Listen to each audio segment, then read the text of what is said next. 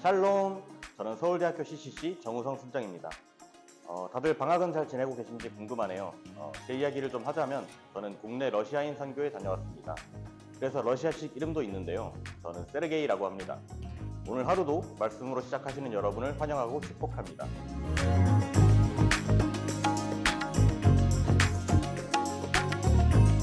바울은 예루살렘에서의 사역을 계속하고 있습니다. 그때 유대인들이 에베소 사람 드로비모가 바울과 함께 있는 것을 보고 바울이 그를 성전에 데려갔다고 생각하여 죽이려고 합니다. 당시 이방인들은 성전의 가장자리 정도만 출입할 수 있었고 성전엔 라틴어와 헬라어로 이방인들은 성전을 둘러싼 벽을 넘을 수 없으며 이것을 어긴 자는 죽임을 당할 것이다 라고 적혀 있었다고 합니다. 바울이 실제로 드로비모를 성전 안에 출입시켰다면 사형을 면할 수 없었을 것입니다. 아무튼 이들의 분노가 얼마나 심했으면 온 예루살렘이 요란하다는 소식이 천부장에게까지 들어갑니다. 결국 바울은 유대인들에게 계속 구타를 당하다 천부장이 보낸 군인들에게 구출됩니다.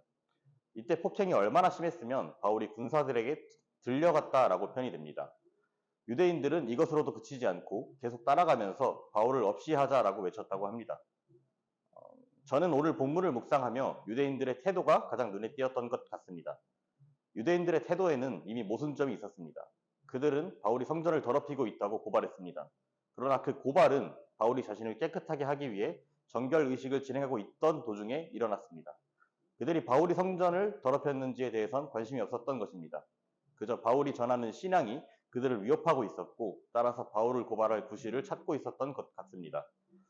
그러던 차에 에베소 사람 드로비모가 눈에 들어왔던 것이죠. 그들은 사실 파악도 하지 않고 사람을 죽이려는 일에 동참하게 됩니다. 분노로 하나님의 뜻을 보지 못하게 되고 죄를 지으려는 모습을 보며 저는 이런 모습을 경계해야겠다라고 생각을 했습니다. 그 외에도 눈에 띄었던 것은 유대인들이 흩어진 이유가 군인들을 두려워해서였다는 것입니다. 그들은 하나님을 따르는 자들이었습니다.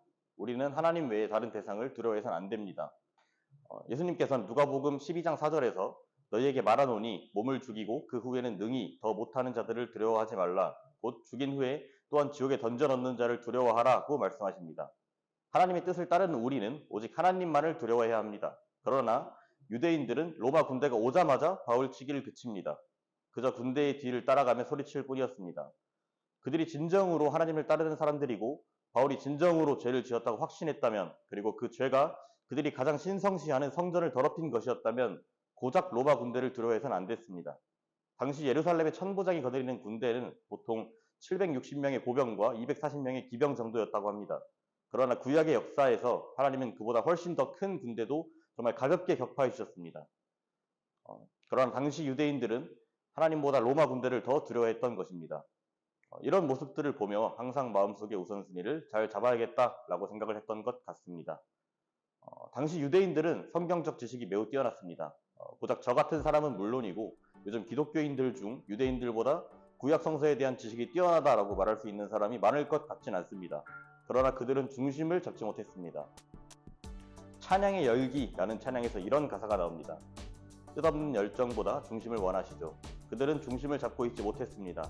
항상 말씀과 기도보다 앞서지 않고 중심에 하나님을 둘 수 있도록 기도합시다. 그럼 오늘도 좋은 하루 되세요.